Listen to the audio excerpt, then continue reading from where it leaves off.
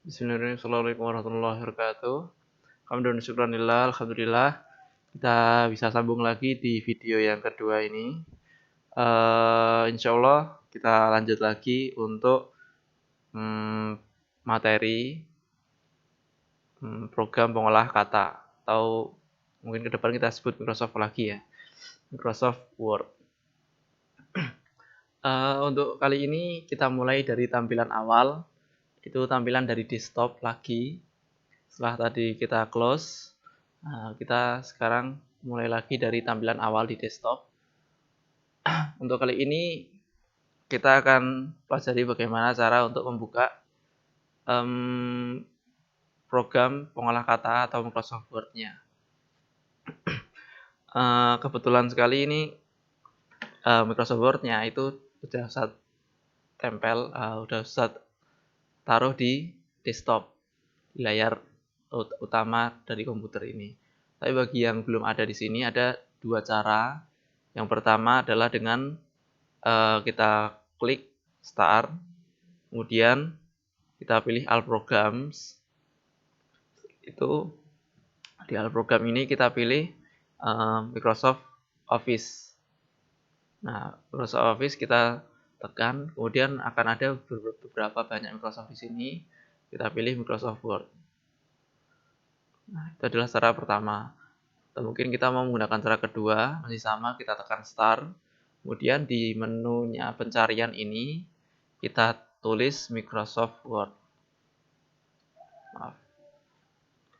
Microsoft Word. Nah, ketika kita menulis mikro aja udah ada tampilannya, di sini ada Microsoft Word. Nah, kita tekan, kemudian kita kebukalah menu Microsoft Word-nya. Kemudian kita lanjutkan.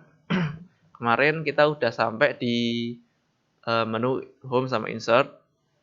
Nah, kita udah selesai di menu Home sama Insert ini. Kemudian selanjutnya akan kita bahas menu Page Layout sama Reference. Menu Page Layout ini mungkin nggak banyak. Hari ini kita nggak bakal belajar banyak. Nggak bakal belajar terlalu banyak sih lebih tepatnya. Page Layout ini pertama ada toolbar themes. Nah, themes ini disebut juga tema. Kalau dalam bahasa Indonesia kita sebut sebagai tema. Tema ini berisikan beberapa tema yang diberi dari Microsoft Word. Mungkin sama kalau di sini tuh hampir sama kayak style. Cuman kalau style ini cuman tema yang dia itu cuman mencakup tulisan, teks-teksnya. Nah, sedangkan untuk themes ini dia bakal mencakup lebih banyak dari itu. Jadi, ketika kita melakukan insert clip art, insert shapes, smart art, atau insert yang lain, table sekalipun, nanti semuanya itu bakal tercakup di situ. Jadi, themes ini mencakup semuanya, mencakup semua pengaturan dari home dan insert. Jadi themes ini dia lebih umum daripada style. Kalau style hanya membahas tentang fontnya, ukuran font, kemudian spasinya dan sebagainya. Tapi kalau di themes ini lebih banyak lagi. Nah, untuk themes sendiri, ketika kita milih satu themes, dia ada pilihan lagi untuk pemilihan warnanya. Jadi satu themes tapi ada beberapa pilihan warna lagi. Begitu juga ada fontnya, juga ada beberapa pilihan warna lagi. Jadi untuk themes ini lebih umum, dan di dalam themes ini juga ada pilihan-pilihan yang lain lagi. Sedangkan untuk style itu pilihannya sedikit. Nah, ya tadi ketika kita pack layoutnya, di pack layout kita pilih themesnya Office. Nah, maka di sini warnanya biru. Kemudian kita tadi milih Austin, sumpama warnanya hijau, maka di home stylenya pun juga warna hijau. Jadi pack layout ini lebih umum lagi.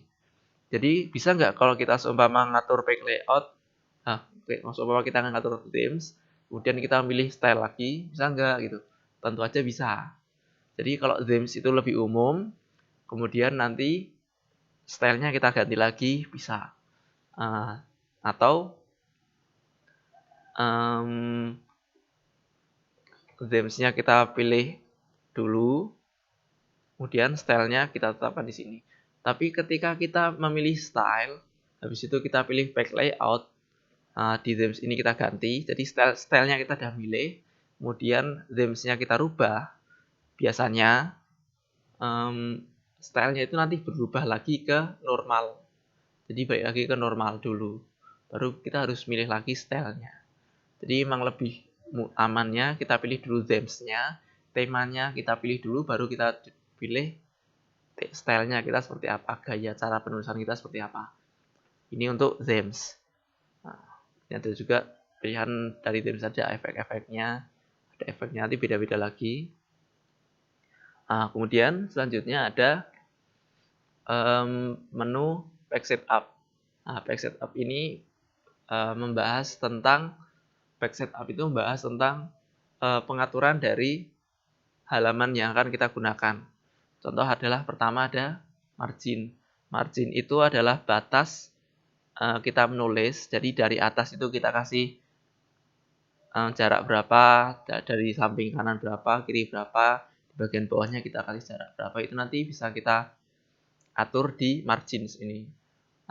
Ada margins normal 1 inci ya, kita pakai di sini pakai 1 inci, 1 inci.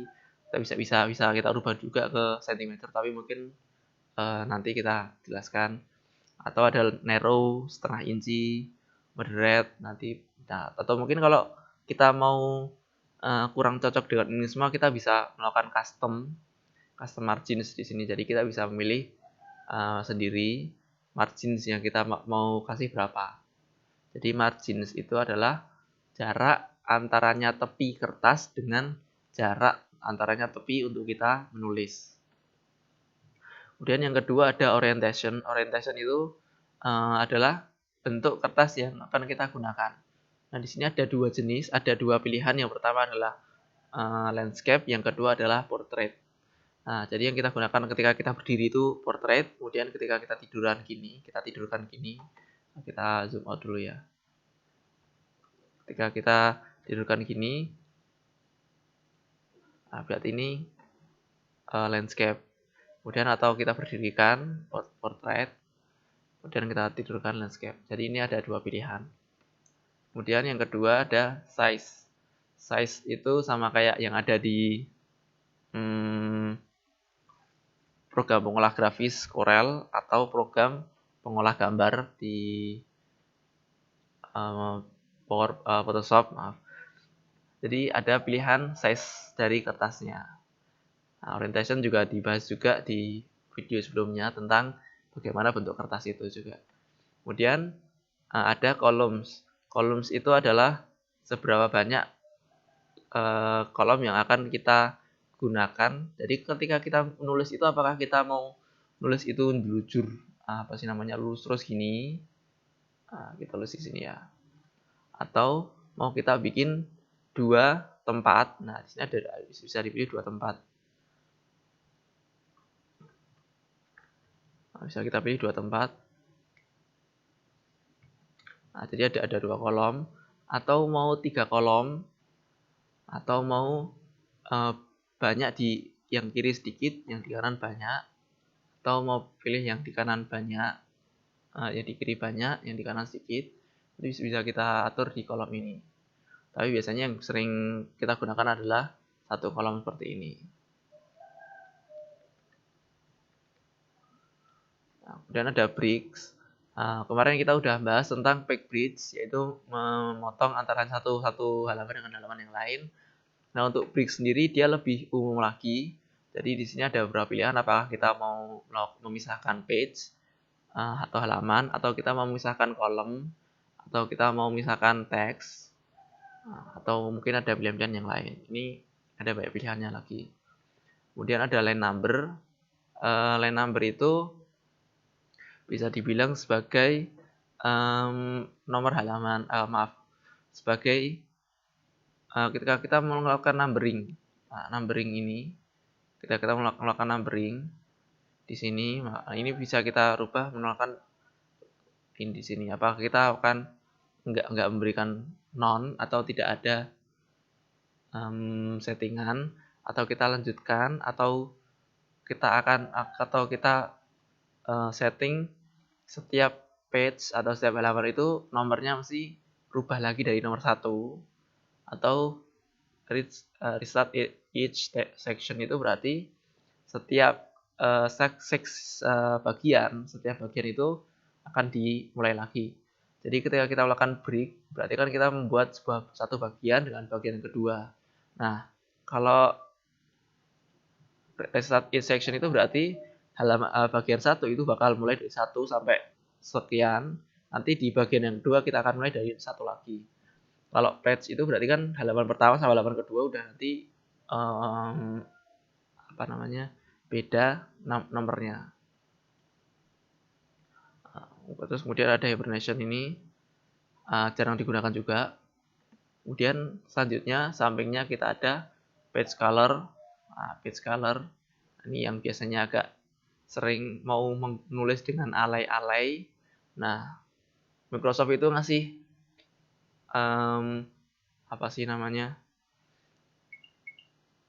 ngasih tempat buat kealayan kita. Nah, di sini kita bisa milih color dari page itu apakah mau putih kayak biasa, kertas biasa, atau mau kita kasih warna-warna yang lain yang agak ngejreng, atau mau kita kasih pilih warna yang agak kecewek-cewekan, warna kuning, atau mungkin pilih warna yang gelap dengan tulisannya putih. Nah, ini bisa kita berubah di page color ini. Kemudian selanjutnya ada page border. Nah, watermark kita lewati dulu ya. Habis page border kita bahas watermark. Page border ini kita memberi di samping-samping di pojokan dari kertas itu kita ngasih border atau bingkai. Nah, ini tulisannya none. Kita pilih box. Kalau kita pilih box biasanya box itu berarti mengelilingi, atau shadow itu berarti bayangan. Jadi bentuknya bayangan, 3D atau custom. Ini ada beberapa pilihan. Kita contohkan sedikit aja, yang penting kita ada bordernya dulu. Kita pilih border, terus kemudian warnanya kita kasih warna hijau ini aja. Agak tebal dikit ya, kita kasih agak tebal dikit. Nah, jadi di samping-sampingnya ada bordernya, ada bingkainya. Kalau udah nanti udah selesai, kita setting. Jangan lupa di Windows OK biar bordernya ini bingkainya keluar. Kemudian watermark itu atau bisa kita sebut sebagai tanda. Nah, biasanya ada tulisannya di sini not copy sample asap. Ini bukan asap ya, bukan asap itu, tapi asap itu singkatan dari as speed as possible, secepat mungkin.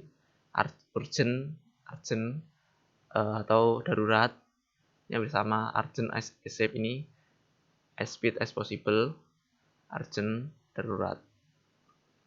Kemudian ada not copy, kita gunakan itu saja. Nah, ini watermarknya atau tanda dari dokumen kita. Jadi kita bisa juga melakukan custom. Kalau nggak suka not copy, coba kita tulis Midcom ya. Kemudian fontnya bisa kita rubah juga, fontnya terserah apa. Size-nya juga bisa kita rubah. Kemudian kita kalau udah selesai jangan lupa di OK. Apply, kemudian OK. Maka di bagian belakang ini akan ada watermarknya Midcom seperti ini. Kemudian ada indent. Indent itu jarak antaranya dari awal kita nulis. Jadi bagian pojok dari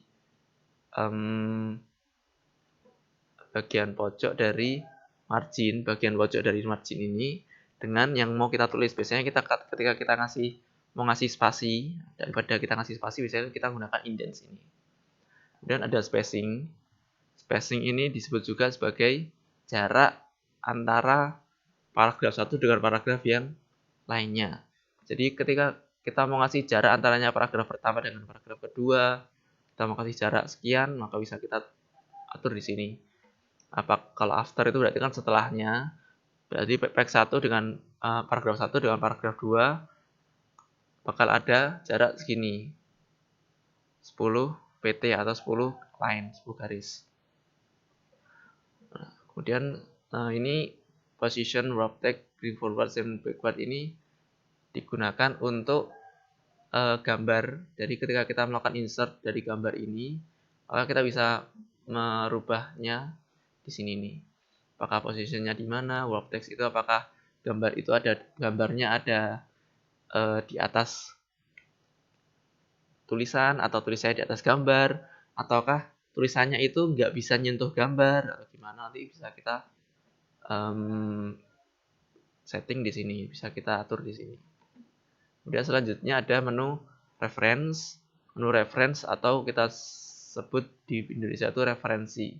Jadi ini isinya biasanya kalau udah masuk ke ketika kita membuat sebuah karya tulis ilmiah atau karya tulis yang dia itu membutuhkan referensi atau membutuhkan sumber yang terpercaya. Nah, ini bisa kita setting di sini. Ini isinya untuk memberikan sumber-sumber itu.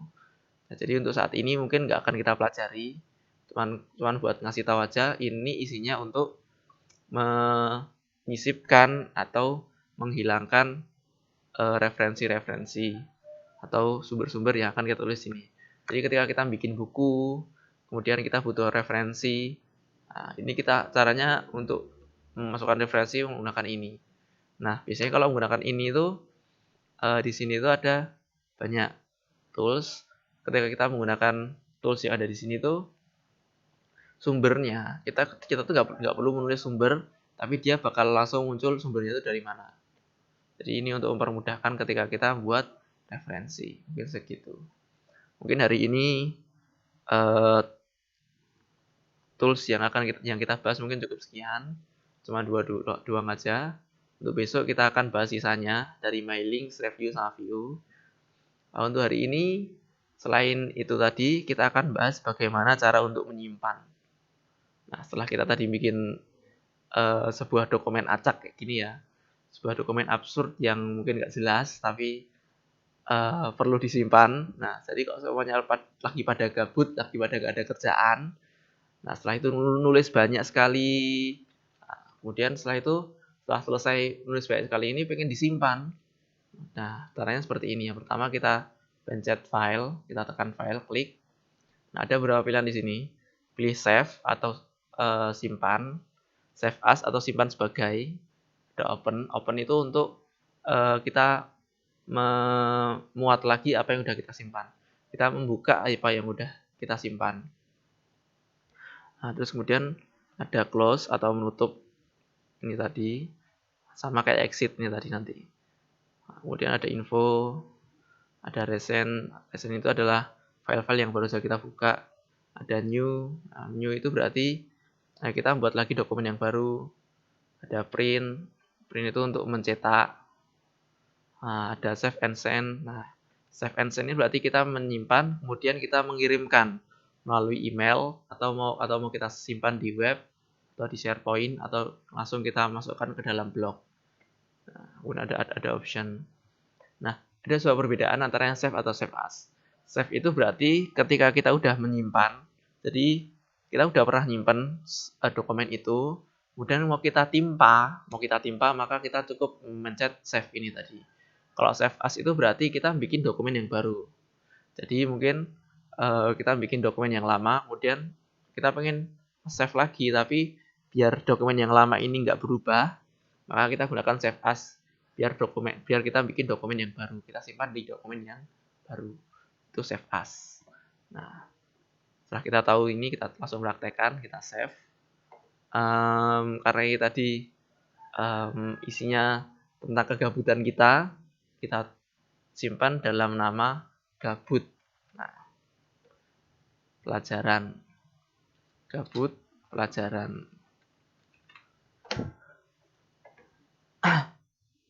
Nah, kemudian setelah selesai kita tulis nama filenya, ya kan, kita judul dari filenya. Jangan lupa kita tekan save biar dokumen ini tersimpan, kita save. jangan lupa. Kalau kita cancel berarti kita membatalkannya. Kita save. Nah, maka nama di atas ini tadi bakal berubah jadi gabut pelajaran dari dari nama file yang kita buka saat ini atau kita simpan saat ini. Mungkin untuk pertemuan kali ini cukup sekian. Sudah lama sekali juga pelajarannya, 20 menit ada. Mungkin kita lanjut lagi untuk 3 menu yang lain pada pertemuan mendatang. Untuk saat ini kita cukupkan sekian. Akhirul kalam, wassalamualaikum warahmatullahi wabarakatuh.